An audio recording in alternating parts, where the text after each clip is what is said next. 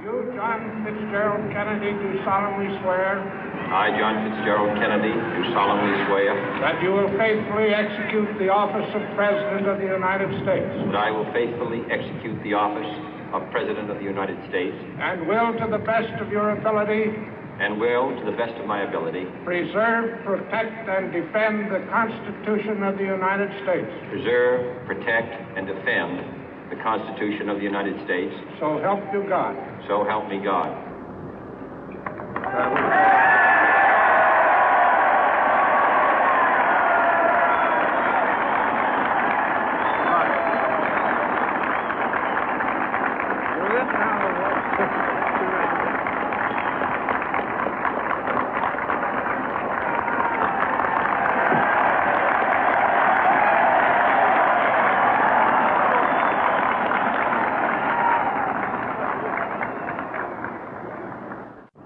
Vice President Johnson, Mr. Speaker, Mr. Chief Justice, President Eisenhower, Vice President Nixon, President Truman, Reverend clergy, fellow citizens. We observe today not a victory of party, but a celebration of freedom, symbolizing an end as well as a beginning, signifying renewal as well as change. For I have sworn before you and Almighty God the same solemn oath our forebears prescribed nearly a century and 3/4 ago.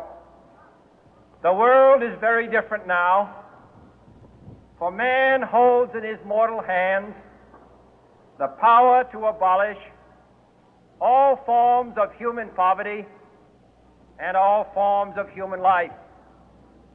And yet the same revolutionary beliefs for which our forebears fought are still at issue around the globe. The belief that the rights of man come not from the generosity of the state, but from the hand of God.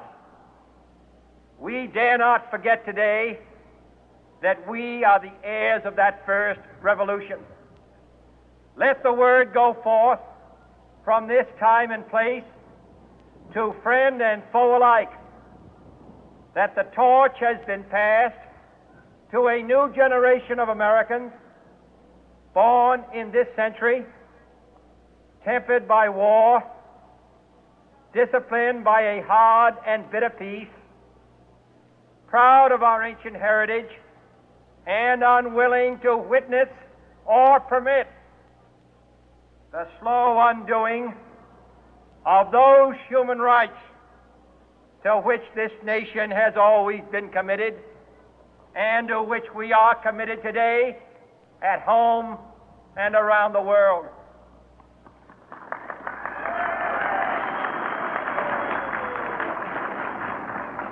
Let every nation know, whether it wishes us well or ill, that we shall pay any price, bear any burden, meet any hardship, support any friend, oppose any foe to assure the survival and the success of liberty.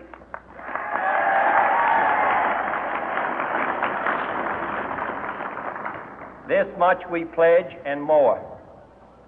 To those old allies whose cultural and spiritual origins we share, we pledge the loyalty of faithful friends. United, there is little we cannot do in a host of cooperative ventures. Divided, there is little we can do, for we dare not meet a powerful challenge at odds and split asunder. To those new states whom we welcome to the ranks of the free, we pledge our word that one form of colonial control shall not have passed away, merely to be replaced by a far more iron tyranny. We shall not always expect to find them supporting our view, but we shall always hope to find them strongly supporting their own freedom, and to remember that in the past, those who foolishly sought power by riding the back of the tiger ended up inside.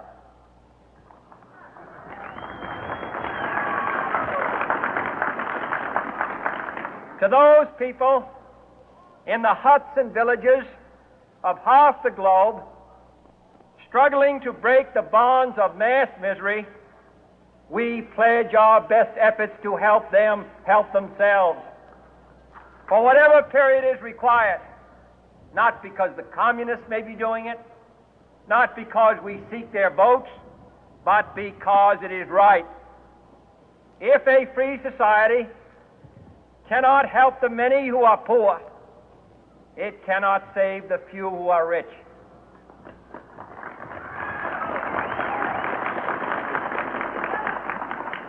To our sister republics south of our border, we offer a special pledge to convert our good words into good deeds, in a new alliance for progress, to assist free men and free governments in casting off the chains of poverty. But this peaceful revolution of hope cannot become the prey of hostile powers. Let all our neighbors know that we shall join with them to oppose aggression or subversion anywhere in the Americas.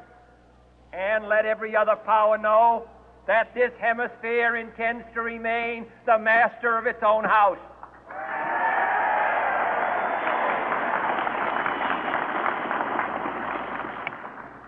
To that World Assembly of Sovereign States, the United Nations, our last best hope, in an age where the instruments of war have far outpaced the instruments of peace, we renew our pledge of support to prevent it from becoming merely a forum for invective, to strengthen its shield of the new and the weak, and to enlarge the area in which its writ may run.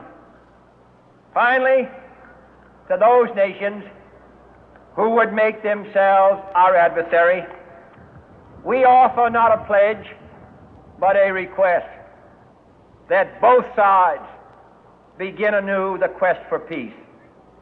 Before the dark powers of destruction, unleashed by science, engulf all humanity in planned or accidental self-destruction, we dare not tempt them with weakness, for only when our arms are sufficient beyond doubt can we be certain beyond doubt that they will never be employed.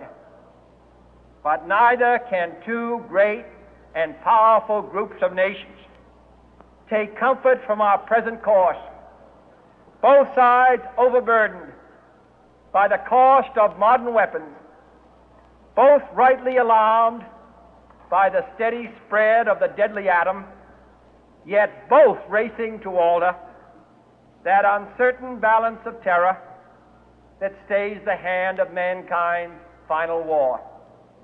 So let us begin anew, remembering on both sides that civility is not a sign of weakness, and sincerity is always subject to proof.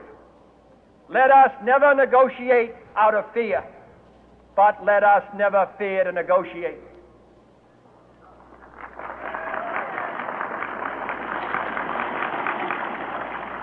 Let both sides explore what problems unite us, instead of belaboring those problems which divide us. Let both sides, for the first time, formulate serious and precise proposals for the inspection and control of arms, and bring the absolute power to destroy other nations under the absolute control of all nations.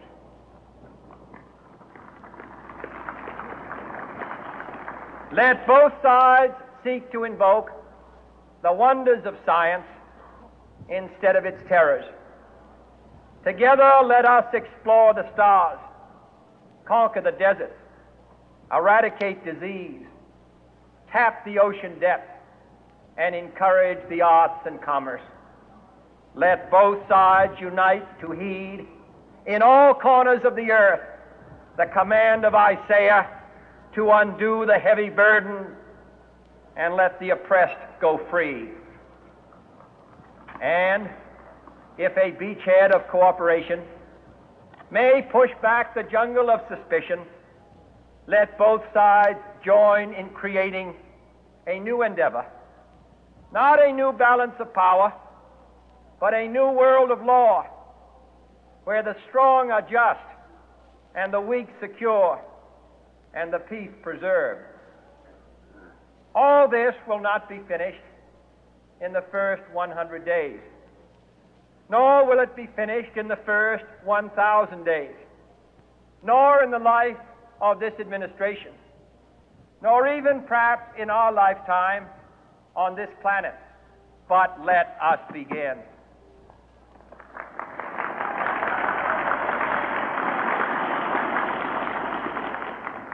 In your hands, my fellow citizens, more than mine, will rest the final success or failure of our course. Since this country was founded, each generation of Americans has been summoned to give testimony to its national loyalty. The graves of young Americans who answered the call to service surround the globe.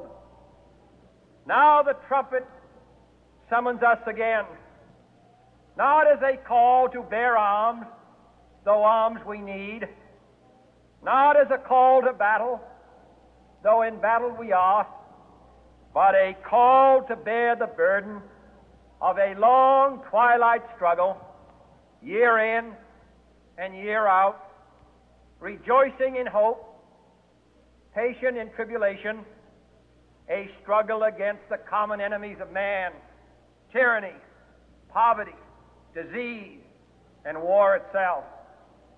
Can we forge against these enemies a grand and global alliance,